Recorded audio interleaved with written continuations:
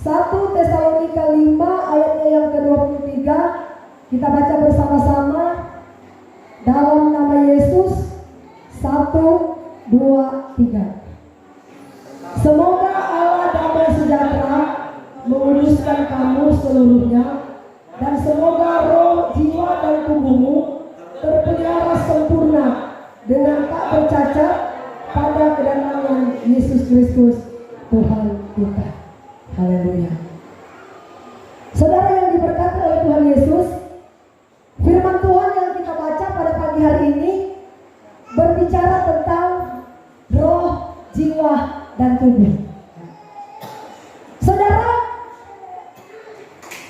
saya percaya kita semua ingin dan rindu untuk masuk ke dalam kerajaan surga yang kekal.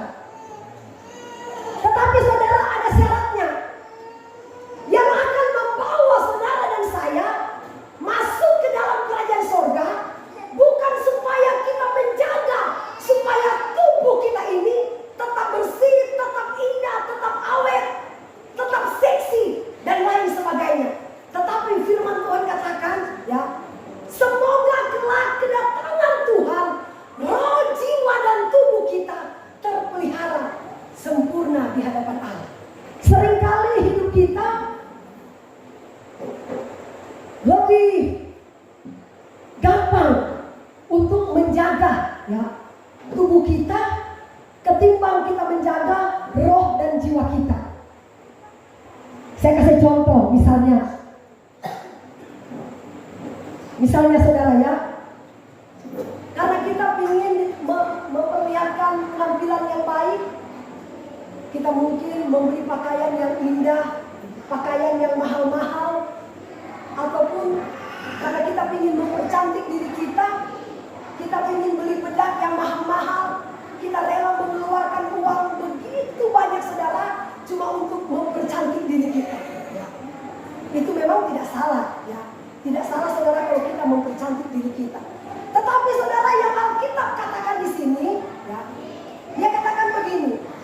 Semoga Allah damai sejahtera menguduskan kamu seluruhnya, dan semoga roh, jiwa, dan tubuhmu terpelihara sempurna dan tak bercacat pada kedatangan Yesus Kristus Tuhan kita.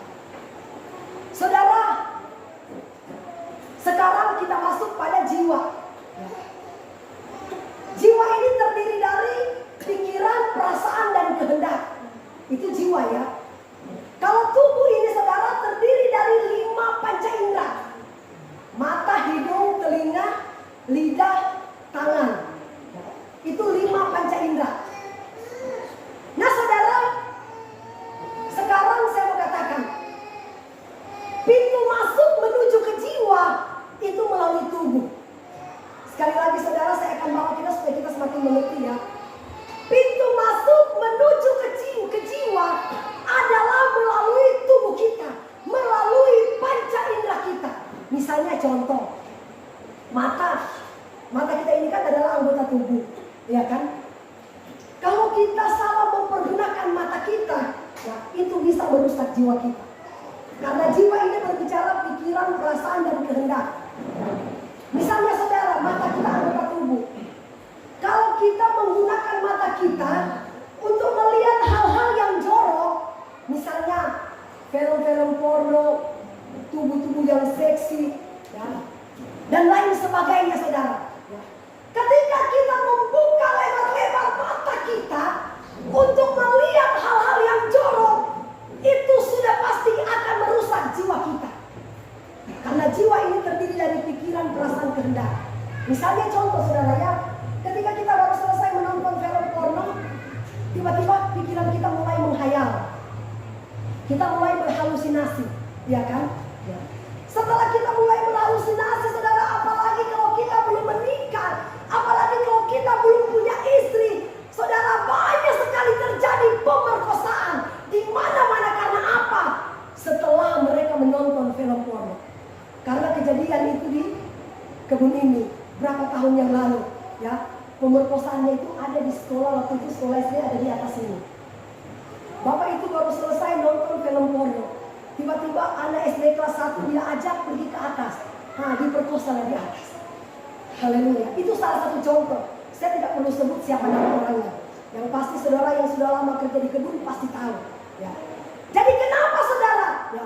Ketika kita salah mempergunakan tubuh kita, ya, kita membuka lebar-lebar tubuh kita masuk ke jiwa, maka itu akan merusak jiwa kita.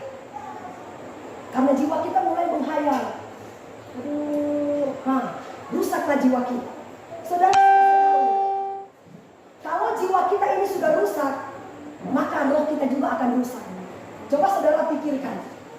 Kalau kita jiwanya sudah rusak, sedangkan kita aja mau mencari hadirat Allah, kita mau menyembah Tuhan di dalam roh dan di dalam kebenaran, ya akan bakal lagi saudara. Karena apa?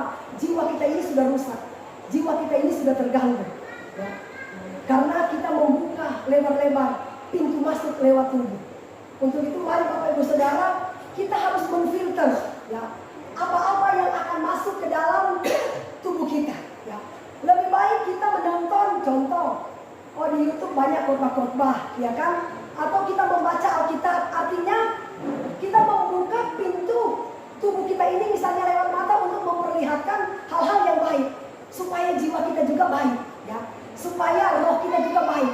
Karena firman Tuhan katakan, coba buka dulu ayatnya, ya, penyembah-penyembah yang benar harus menyembah Bapa di dalam roh dan di dalam kebenaran. Coba buka dulu ayatnya, Yohanes.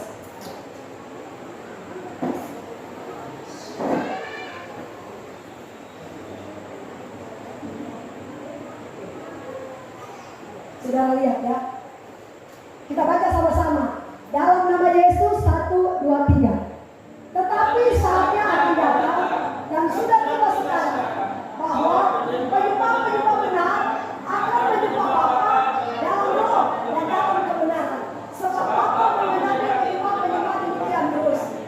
24. Allah itu roh dan barang siapa menyembah Dia harus menyembahnya dalam roh dan dalam kebenaran. Amin. Allah itu roh, saudara, ya. Barang siapa menyembahnya harus menyembahnya dalam roh dan dalam kebenaran. Makanya kita harus menjaga tubuh kita ini, saudara. Jangan kita menjaga cuma di penampilan luar saja. Beli baju yang mahal-mahal boleh. Siapa bilang tidak boleh? Kita beli bedak yang mahal-mahal boleh juga. Ya, siapa yang melarang? Itu hak kita. Tetapi ingat saudara, jangan sampai anggota tubuh kita ini kita memasukkan hal-hal yang tidak baik. Ya. Seperti yang saya kasih contoh tadi, nonton film porno, akhirnya kita mulai berhalusinasi, mulai menghayal.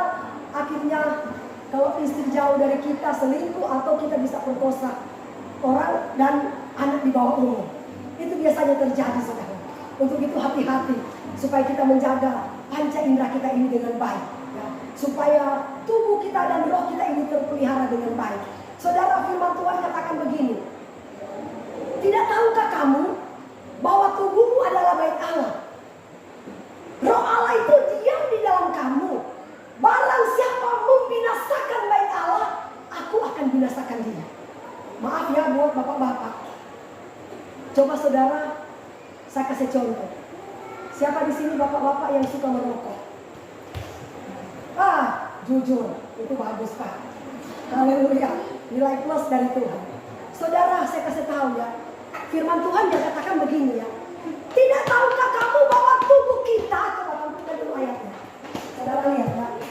Tidak tahukah kamu bahwa kamu adalah bait Allah dan bahwa roh Allah diam di dalam kamu terus. Jika ada orang yang membinasakan bait Allah, maka Allah akan membinasakan dia. Sebab bait Allah adalah kudus, bait Allah adalah kita sendiri. Amin. Saudara, dia yang katakan, Alkitab yang katakan, ya, tubuh kita ini adalah tempat kediamannya roh Allah. Barang siapa membinasakan bait Allah, Tuhan akan binasakan dia. Saya kasih contoh supaya kita mengerti.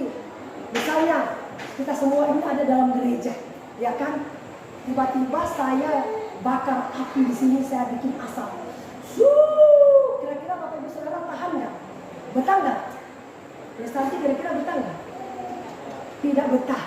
Sudah penuh dengan asap, ya kan? Atau contoh, saya buang kotor di gereja tai misalnya. misalnya contoh tai anjing, saya lempar, kira-kira kita betah nggak tinggal di gereja dengan bau seperti itu?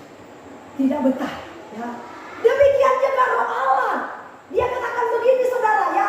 Tidak tahukah kamu bahwa tubuhmu adalah bait Allah? Roh Allah itu diam di dalam kamu. Barang siapa membinasakan bait Allah, aku akan binasakan dia. Karena bait Allah itu adalah kudus, dan bait Allah itu adalah kita sendiri. Amin. Ya. Jaga baik-baik bait Allah. Ya. Bapak-bapak yang tadi angkat tangan merokok, berjuang. Ya. Tuhan, saya memang tidak mampu. Pernah ada satu bapak, dia katakan begini, Ibu pendeta, saya ini kalau kerja, Bu, kalau saya tidak rokok, waduh, mana saya ada tenaga. Saya nggak bisa kerja kalau saya nggak bisa merokok, ya kan? Itu ada seorang bapak datang sama saya. Saya bilang tidak ada perkara yang mustahil. Kalau yang penting kamu punya kemauan dan keinginan. Kita berjuang, memang tidak gampang, saudara. Tidak gampang kita berhenti merokok, tidak gampang. Tetapi demi menjaga bait Allah. Ya. Akhirnya saudara, saya terus doakan bapak itu, kebetulan dia ada di KSR. Satu ketika dia pulang kampung, dia buka usaha di kampung. Dia beli kapal, dia buka usaha. Nah, satu ketika saudara, kapal yang dia beli tenggelam. Ya. Tenggelam, tiba-tiba katanya dia terapung-apung, tiba-tiba